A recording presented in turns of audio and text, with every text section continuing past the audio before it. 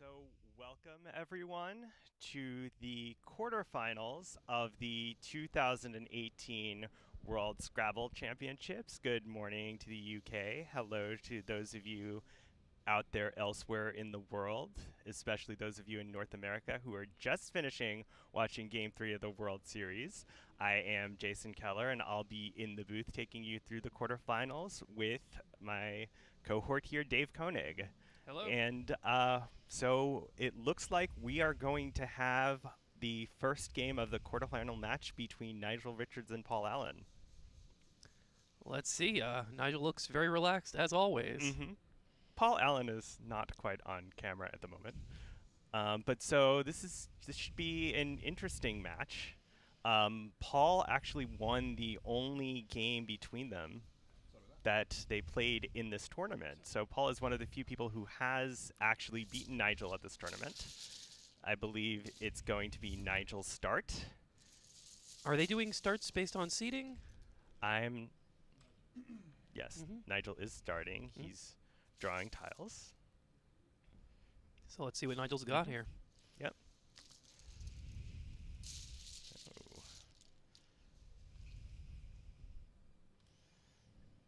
A lot of vowels. Yeah. He'll be trading on this rack. Yep. Yeah. That is one of the advantages of going first, is that if you do have a bad rack, you get a free chance to trade with essentially no penalty, just letting the opponent start the game. If I were Nigel, I would probably trade down to an A, although a case could be made to trade to all 7. Yeah. The case for keeping the vowel is that the bag is a little more consonant heavy now, given that you're holding all vowels. So to stop from going the other way and getting an all consonant rack, you may want to keep one. Yeah. And that does happen, and having a little bit of control over what your next rack could be, always pretty helpful. Paul has drawn Livid CW, which is also not great, but at least there's something that plays. There is an interesting case to be made here for trading to an O instead of an A, since Nigel's already holding half the O's, so he's very unlikely to have a duplicate O. And we are having a little bit of technical difficulty. It looks like he's traded everything.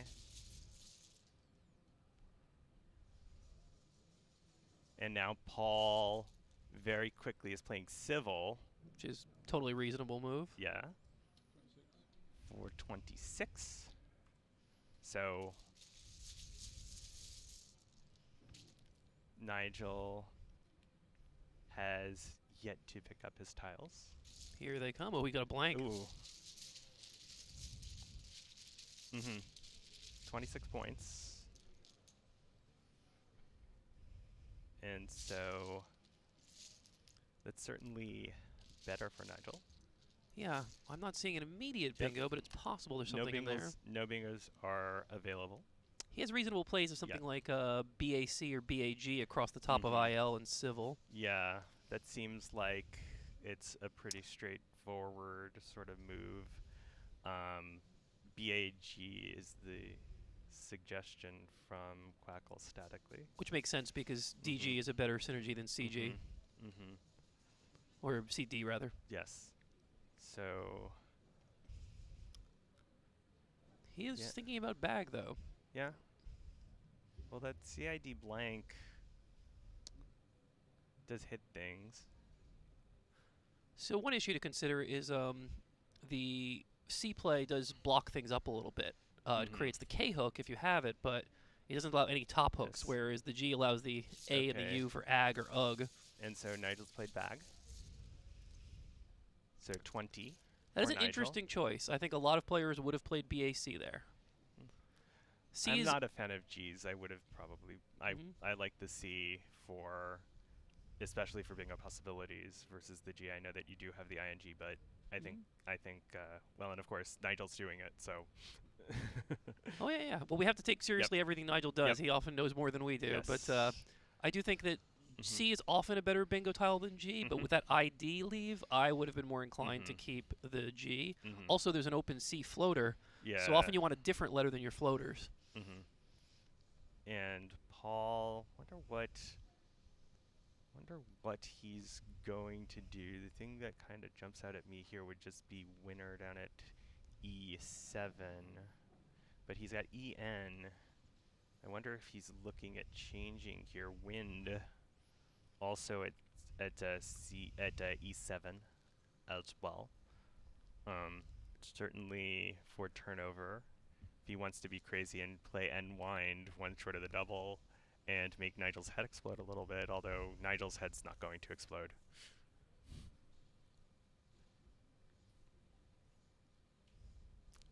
So I think Paul's taking a little bit of time here. Yeah, whichever way he goes, he's kind of compelled to play through the eye here. Yeah, and so we'll see if we can get some updates. The other matchups that we have today, and maybe on stream later, we have Kevin McMahon of Ireland playing former world champion Wellington Jigere of Nigeria. We have former world champ Brett Smitheram, and yep, Paul is going to play winner for 18. Taking him to 44. So I wonder if Paul didn't know or wasn't sure of Wind, W-I-N-N-E-D, because that looks like it's a slightly better play than this one, but it is, you know, a little bit tricky because you think of the regular past tense of win as one. And Nigel, so let's see. Because one thing, I guess, Jerd,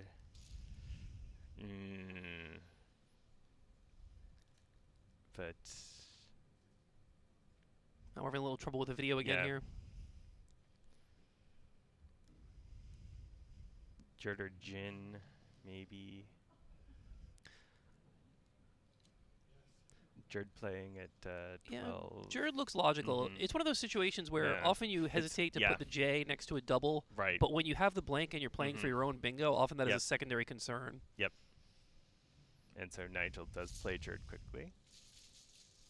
What's really most important in your score is not whether you give up a cheap 20, 30 points off the J, but whether you get your bingo down fast. Yeah. Yeah, and Paul. Wow. Yeah, they're both going to be sorting out through these tiles a little bit for a while here. Paul may have to trade here. Yeah, it doesn't. I mean, there's nothing that's particularly keeping here, or rather no leaves with what he has that are going to lead to anything right away. Something like maybe keeping N and T, keeping T, exchanging everything are potentially, and we seem to be having some more technical difficulties here. Yeah.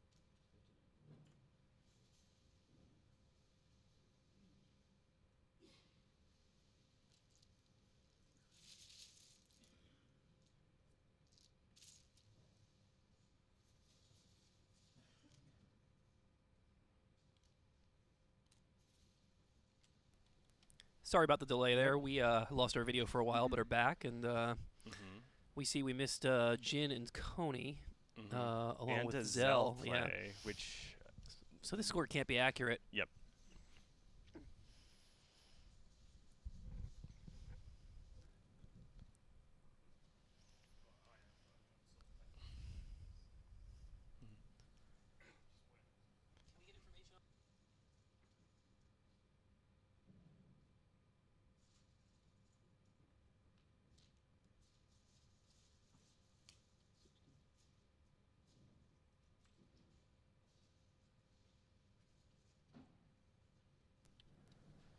Okay.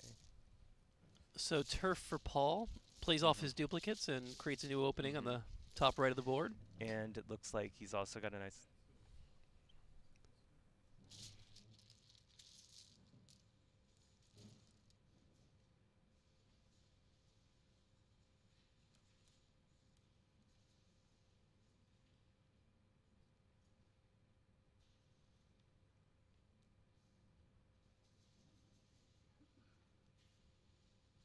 Nigel got a potential play of Nyaf. No, he's playing Turfy and Fanny, yes. All right. That's a very good play for Nigel. It clears out most of his Drek and opens up the board more for his blank. Yep. Paul has a T and a stroke. The current score showing is not the right one. We're trying to straighten that out as soon as we can. Yes. And yes, that's a pretty nice... Paul drew into yes, Nodders. Yeah.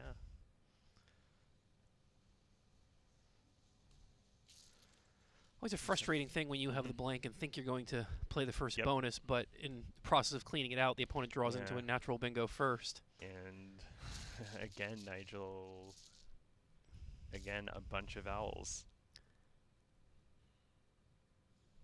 It looks like he's just a little bit too vowel heavy to bonus and have to spend another turn playing off some tiles. He's got another dead rack. I mean...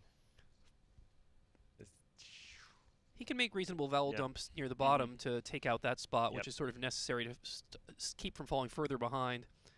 But it is an unfortunate thing he has to lose a turn doing that kind of thing.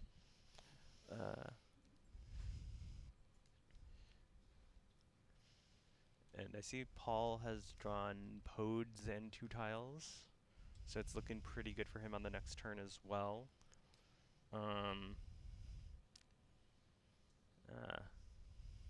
DT. So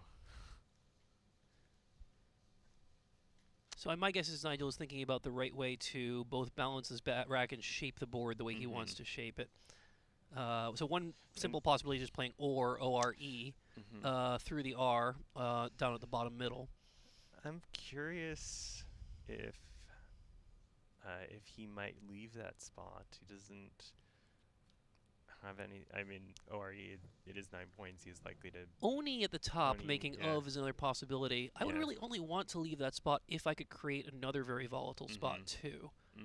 But he looks like he's looking at Oni. Yeah.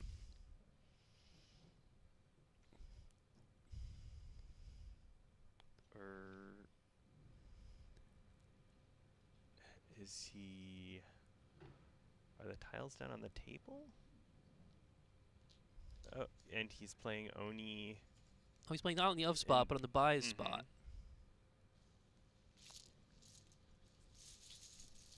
That's 18 points as opposed to the other one was 4, 5, 9. Also 18 points. It is an interesting choice. You'd think the other way does create some openings, but maybe he feels he has enough openings as it is, and he doesn't want to create a big X spot, for instance. And Nigel's overdrawn. Wow. You don't see this very often. And he already put tiles on his rack, so if Paul manages to pull a blank, he'll make him throw it back. This could be a huge swing. This is amazing. So it's rare to see Nigel so flustered. So, yeah. He did manage to save the blank, though. Yeah. So unlucky for Paul that in turning over tiles from the overdraw penalty, he didn't discover the blank and make him throw it back. And let's see, what has he... Yeah, he left the Q which makes sense.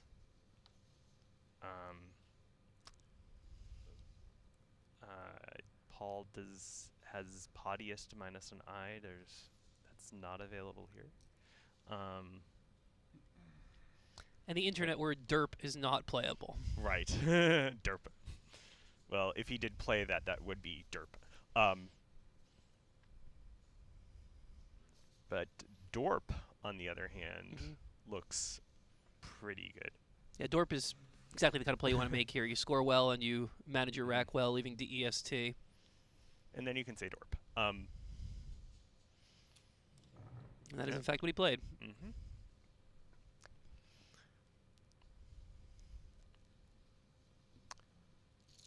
And again, Nigel has... Yeah, he has ways to play the Q off, but nothing all that good. He can play it off of IF or DI. It's interesting. Maybe BE, there could be a temptation to kind of save that Q. I don't think you can without a U on your rack. Without a U on your rack, even with the blank. Yeah, if you have a QU blank, you may consider playing off the B to go for a bingo with the Q, but here it is unlikely, I think. But Nigel has beer on his rack, so it's all okay. So the one way you would play through the Q is if you have a good scoring play that doesn't use it. So bin, B-E-E-N, making bug, E-R-E-F, is a reasonable choice. Yeah. But I wonder if Nigel is just staring at the beer on his rack. That scores about 30 points. That's enough to play through the Q. Yeah.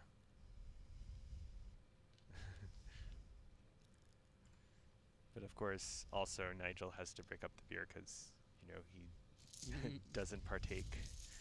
So, let's see if Nigel...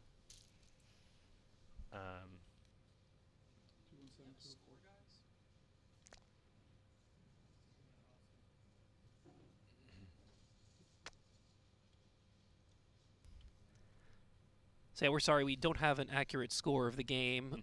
We will try to fix that in future games, but we're just going to do the best we can with it for now.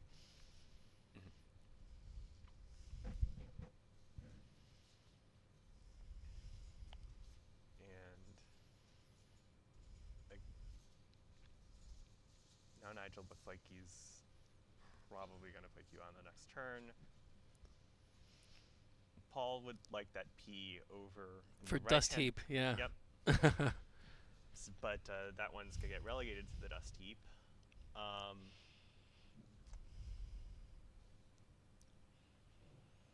So just looking here. Is it Paul on the move now? It's Paul's, yes. Right, Nigel just played bin. So. Yeah. So DAH making FA and AH is one possibility here.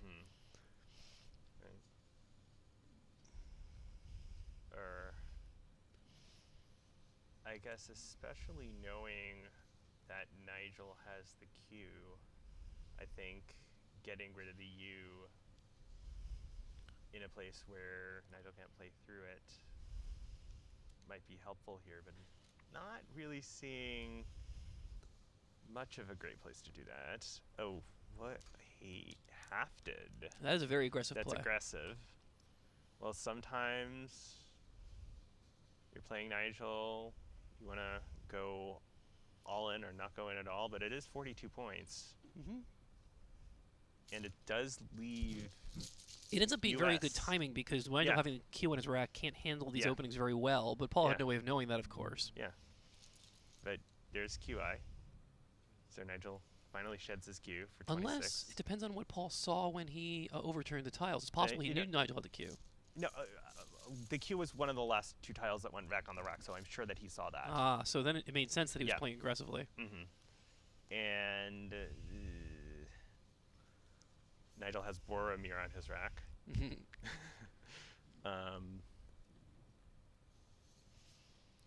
Mori or Rumir for one. Yeah. Right. And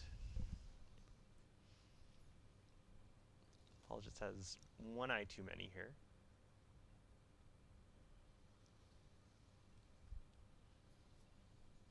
And Bit of an interesting case for Paul. Now he wants to start to do something about these openings that he's created, but the awkward vowelness leaves him in a little bit of a spot. Well, he could play idea in the top right. He's looking at adieu in that adieu, spot, that's a better which is version of much that better. same thing, yes. Yeah. Yeah, that's definitely a good way to go. And one nice thing about it, he's holding the G for GHI, so he can possibly get a play on the top lane after if it doesn't get taken. Yeah. And, I mean, adieu 21 points and getting rid of a bunch of junky vowels. Looks like Paul's really gotten the share of the break so far. Although Nigel did get that Z play, so he's not too far behind. And he made some other scoring plays.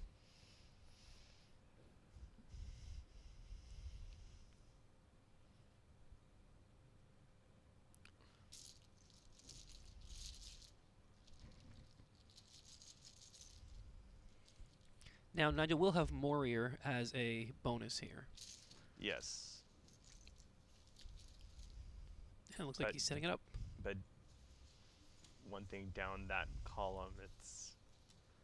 He's had a couple of choices of how to play it, of making ME or MU, depending on what defense he wants on the bottom part of the board. Yeah. It seems like a little bit of pick your poison. Yeah, neither way is perfect, but I'd probably play ME because you create the I next to the bonus square, which is a little bit less flexible on the triple line. Not to mention you score a little more. I mean, yeah, right. I mean, either way, it is a little dangerous.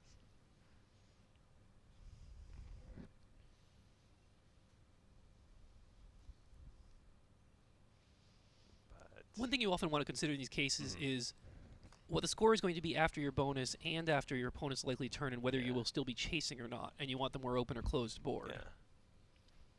Unfortunately, we don't have that information here. He also can play Morion in that spot as well. That is true. Morier probably, just for looking at perhaps if something comes down from hooking the last tile. It probably depends on whether he wants to set up an S-hook or not. If he wants the S-hook, he would go for Morion, but if not, an adjective like Morier makes more sense. 21.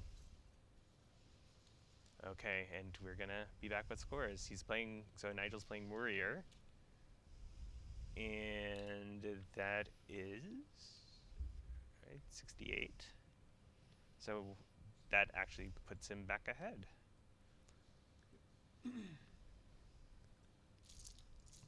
And Paul.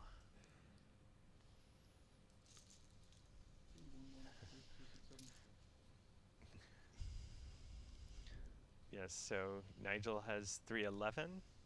Paul now 267. And now Nigel's starting to draw better racks. Yep. And Paul, Yeah, the WEU is probably not what he wanted to see. Wagari is good. It's not a good scoring play, but it cleans up the rack a little bit. Oh, it's Waragi, other way around. But it's, He's got WAIS to the triple, which burns his S, but does score well and take out an important lane. I would consider it, considering that the S is not super useful here, but he's also got the G up top, and there's a very good question with the G and the A, whether you want to use that spot right away or save it. The count of A's remaining, well, there are a few, and Nigel has a few, so you can't wait on that forever. Yeah, so like a play like Awa or Wag up top is possible. Awa is interesting because it sets up the G for ING ending bingos, and all 6 ends have been played already, though, so ING bingos are not possible to draw into.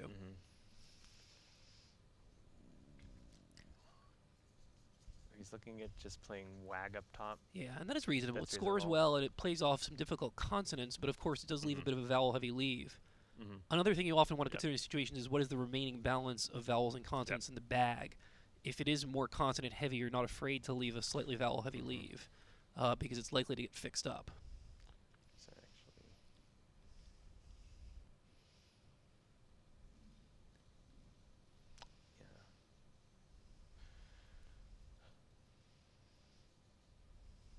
These are very interesting points where you've got two dangerous spots on the right and on the top, and it's really a sort of precise calculus of which one is more important to take out now and leave yourself behind for the way the board's going to be shaped.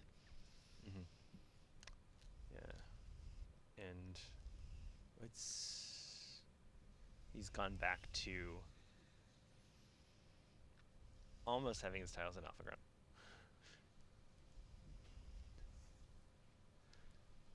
So if I'm Paul, I'm thinking about the fact that I want to not just score now, but also shape the board in a way that helps me come back, make sure my bingo lanes can get down. Okay, he just took WA off his rack.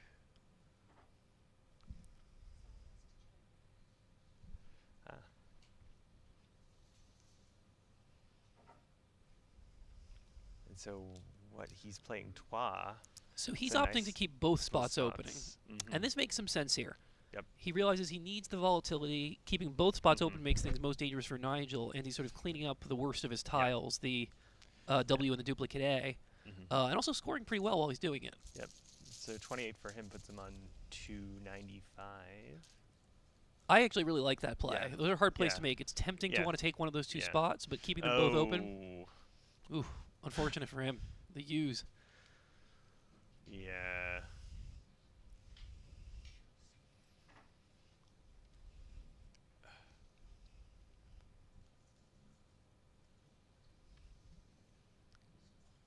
And Nigel can play Tava up top, or just Ava, but you probably want to play the extra consonant. Or you could play Ver just at 8, at 8 just to take that triple for 33. That also is a very good, nice leave. Yeah. So Nigel's thinking the reverse of Paul here. He wants to not only score, but also figure out how can he shape the board to make it as hard as possible for Paul to bingo back.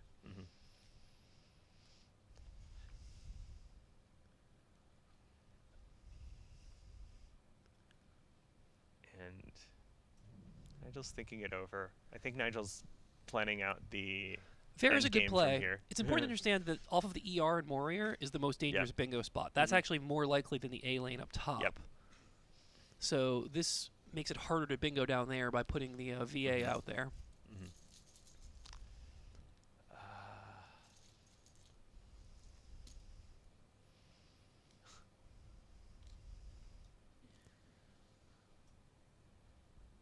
And Nigel got demasked in a T. Now, Paul's in an unfortunate situation here, but now he definitely has to keep the top lane open, and what he would love to do is create more volatility somewhere else. Unfortunately, though, the board is getting pretty tight where it's hard to do that. And it's also hard to do that when you have 2 U's on your rack.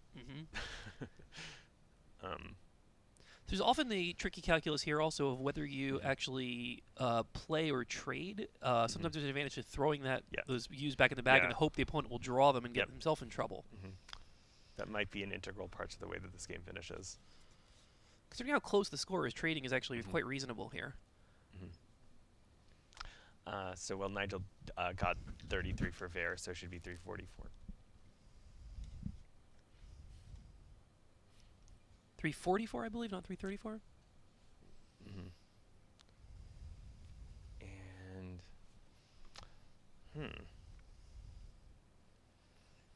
yeah. Paul could play usual up top to dump the U's. That is reasonable. Again, he has the problem that there's no ends for ING bingos, but it does create a G-ending lane. Yeah.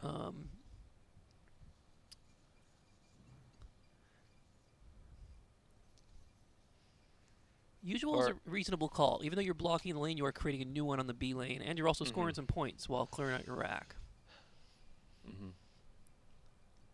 Harshan is with us here in the booth, and he suggested usual.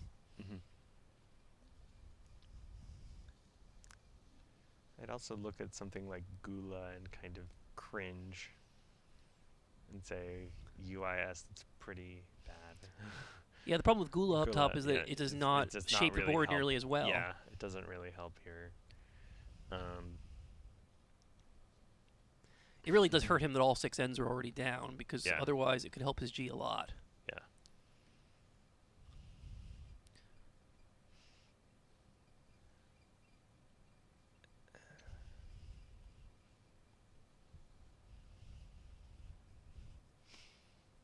It's also, yeah, there is another blank out. Yep. And that blank would give him ING bingo possibilities. And there is another S out as well. So maybe usual is stronger than it looks, even though you wouldn't think so. Usual is the best thing I've seen so far.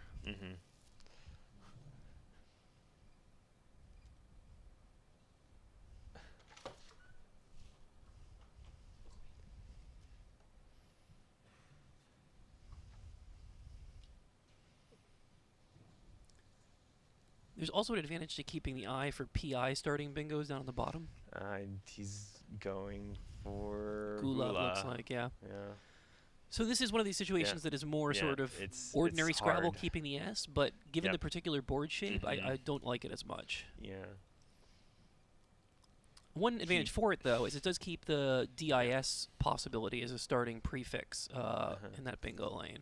But the problem, I think, is that Nigel's going to look at this and say, I don't have to worry about the Gula spot as well. I can make a play down at the bottom blocking Dorp. And if he does that, then Paul could be in a lot of trouble. Yeah. Of course, if somehow he draws a bingo ending in IU, I believe I just saw the second blank go into Paul's rack, but maybe that was just... I think if I'm Nigel, I'm looking at a play like Dams here, DAMS, off of the DO and Dorp, because it scores well and really shuts that part of the board down. And Paul did draw the second blank. And he has dishouse down. Yes. But that will almost certainly be blocked by Nigel, I'm guessing here. It's interesting, though. He has mated set up. Is he thinking about moated to block the V lane as well, maybe? Could be. Yeah, that looks like a good play. MOATED, because it kills pretty much all of the bingo lanes except for the R in the far right corner, which is very hard to hit. Yeah. Have to be like an REE word.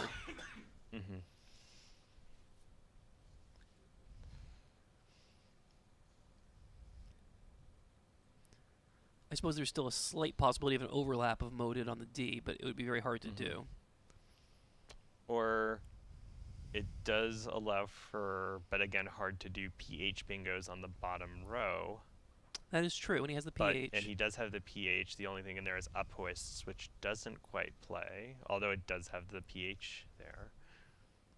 Oh, wait, no, up hoists would play if moated goes down. That's a hard find. I wonder if you can find it.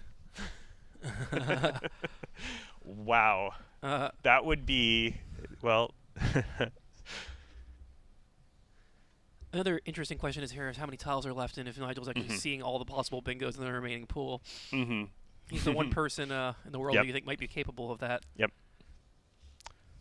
As we joke, he was actually playing an 86 in the bag end game from the beginning. But he's playing moated. So now this is a very good play for the most part, but it happens that Paul has just the right tiles for it. But the question is, will he find up hoists? Yes. It's amazing this fits the way it does. Yeah. Now the thing is, if he hadn't played there, dishouse would have come down as a bingo off of the D. Well, Paul has his chance. Let's see if he can earn it. Yep.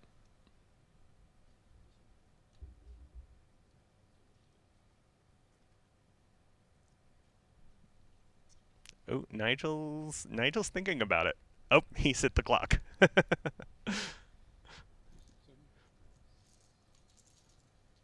Would have been, that would have been kind of funny if Nigel had picked up his play and played somewhere else that blocked this house and eliminated up hoists as the possibility.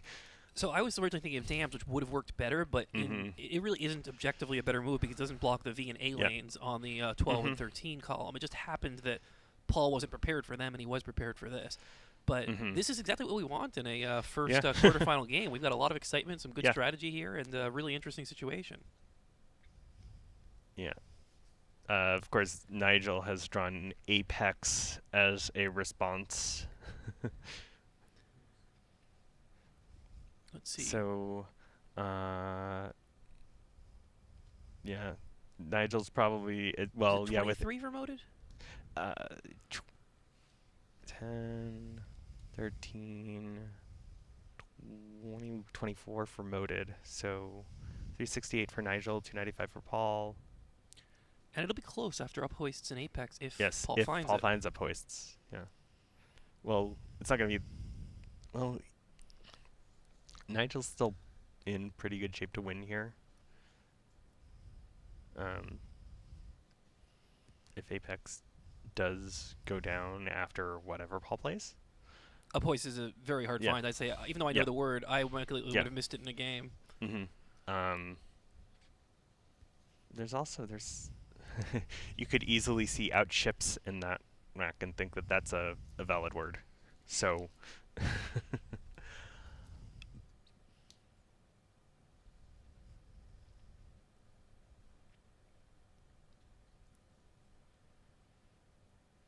you don't think of the MEU hook very naturally. Mm-hmm. You see that spot and you usually think, I can only put a consonant there. Something like an IMP starting word. But maybe seeing the P next to the H kind of starts you on the process of, hey, what has a PH in it? Yeah, it's funny too because of course PH makes the natural f sound, and you think when you're putting a PH word down, you're doing that. And you think less often of it's a compound word where one ends with a P and the second one starts with the H. It really requires some flexible thinking of the brain.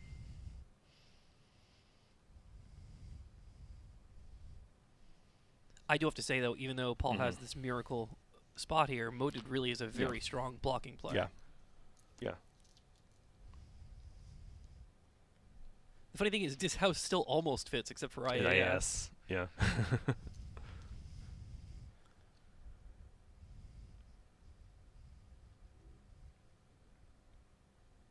I was going to say, if Paul does not see this, what does he play? Probably tries to create some opening. Yeah, I was going to say UH just to make his S's worth something. It only scores. It also plays off the PH for his nice spot down at the bottom. The problem he's looking at is that whatever he is up top, now Nigel's going to do the opposite. Probably just play at the top and say, if you want to beat me on the bottom, you have to find a miracle fit. Yep.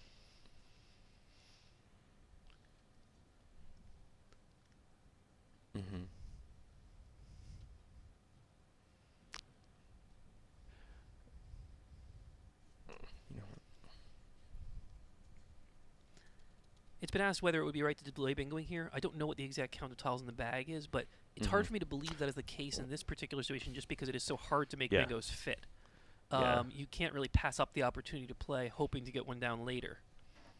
And sometimes it is in this position, it's the right thing to bingo just to get somewhere within range and hope that a miracle happens. Yeah, I mean, with the X still out there, he could be thinking he'll draw it himself. Right.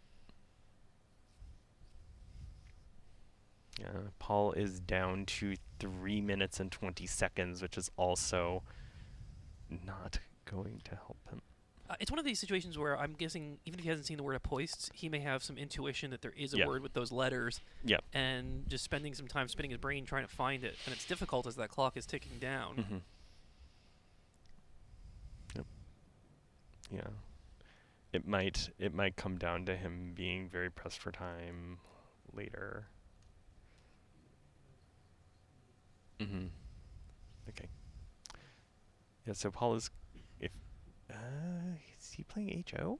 He might be trying to play HO up top to create an opening.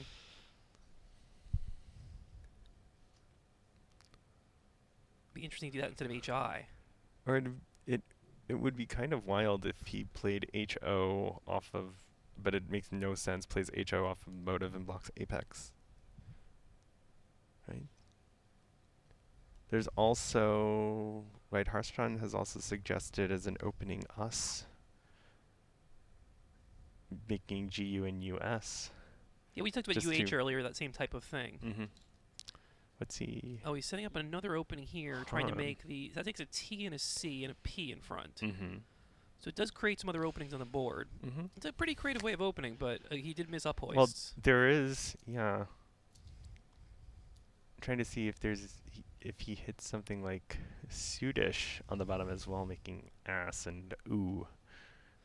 See, one of his problems here too, though, is that it's not a particularly high-scoring spot, that lane. If Nigel can score enough with the X, he'll be able to outlast a bingo from there and win anyway. Yeah, and well. Now, how many letters are in the bag is really crucial here. Do we have a count on that?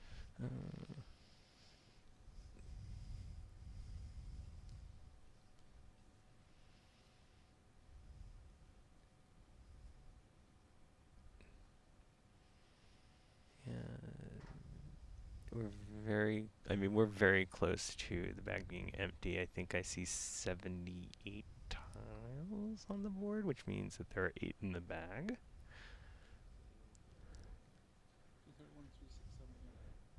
In that case, I think Nigel's safe just playing Apex. Yeah. Yeah. Yeah. Expats also. Where does he want to play expats? Oh, to make THON? Oh, on the right. Right, yeah. Yeah, so a lot of this does have to do with counting of the tiles and how many he wants Paul to draw. Right. If he plays a bonus. He can play expats down. He can play Apex. They are both going to. It seems to me like with expats he will score enough that he will outlast a bingo. And part of the reason is that HON lane, even though it's a very nice one to create, is not high scoring enough to keep him in the game. And so, yeah. So we got 14, 56, 17, so 56.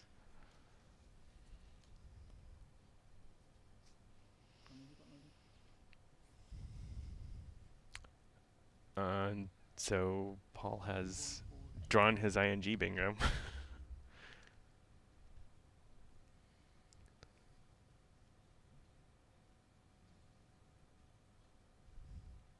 Is that the only one he has there?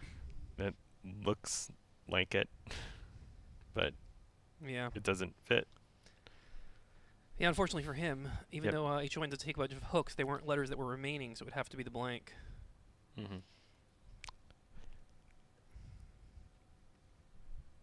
I guess there was a T remaining, but Nigel had it. Yeah. So it looks like Nigel dodged a Hoist's bullet here. Although, to be fair, he was probably going to be able to dodge it anyway. It's true. After up hoists, after up hoists, he still has Apex. Yeah.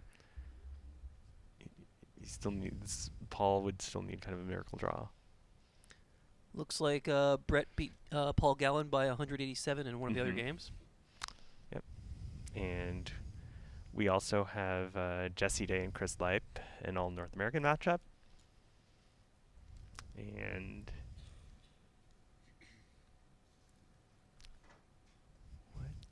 SOUGHI is good, but it does not take an S, I believe. So I think he's thinking it might take the S. Oh no, it's not. It's S. It's not SOUGHI. It's a different word that's similar to that. Oh, it's SLO. What is it? What is he circling here? Yeah. He's also down to 7, 6, this is an 5, easy mistake 4, 3, 2, 1, hold. This is actually SLOUGHIS is what he's thinking of. And this is not a good spelling of the word.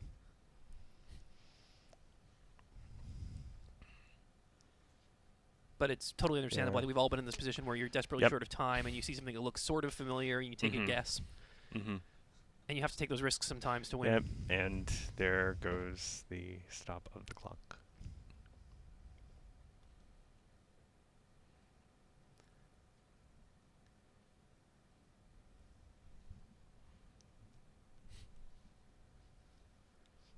So now we get the interesting question that does Nigel just go out, or does he have a clever way to play out only 2 tiles and let Paul go overtime to get more spread?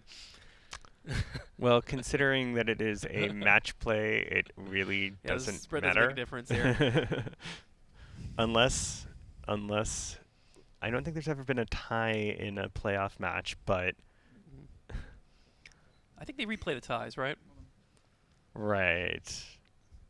All right. So Nigel's just played eel, and so I believe he picked up another 14 for that. So 4, 3, 7, and then getting should be 4, 5, 1 for Nigel, 3-3-1 for Paul. Even though the final score makes it look further than it was actually a very close competitive game throughout. And if Paul played up hoists, I mean, Nigel may still have hung on to win, but it was touch and go either way. It was really a very good first game for our live coverage of the quarterfinals here.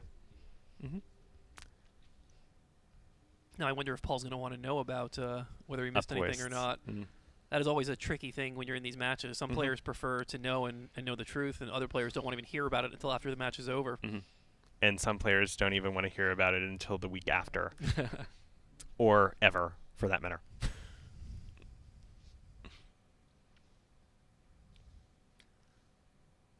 But really, Nigel battled through some tough racks in the early going, kept missing with his blanks, and Paul hit the big nodders first.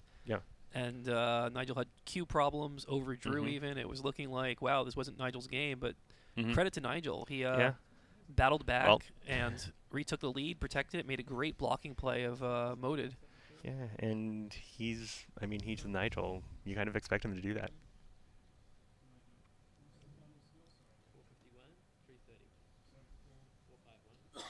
Yeah. So, sorry, 4-5-1 to 3-3-1 is the official final there, as you can just hear Nigel on the screen. At the same time, it's very important from Paul's point of view to remember, again, this is match play. Spread doesn't matter. So it doesn't matter how close or far it was on the scoreboard. He just needs to keep his cool and be ready for the next game. Right.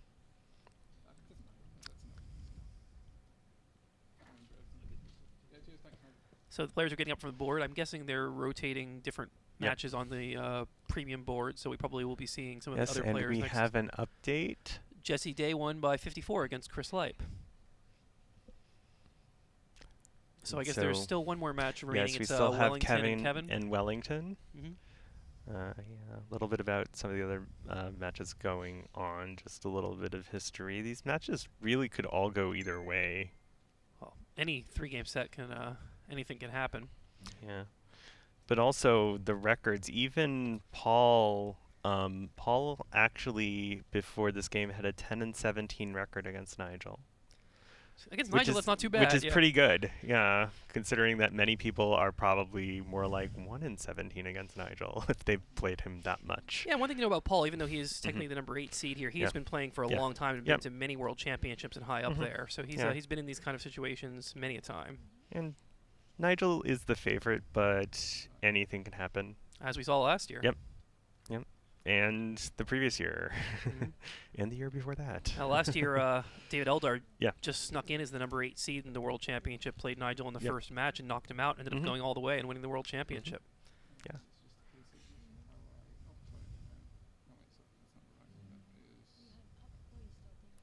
Okay, we're going to take a little bit of a pause now and be back as the second game starts, which should be happening fairly soon.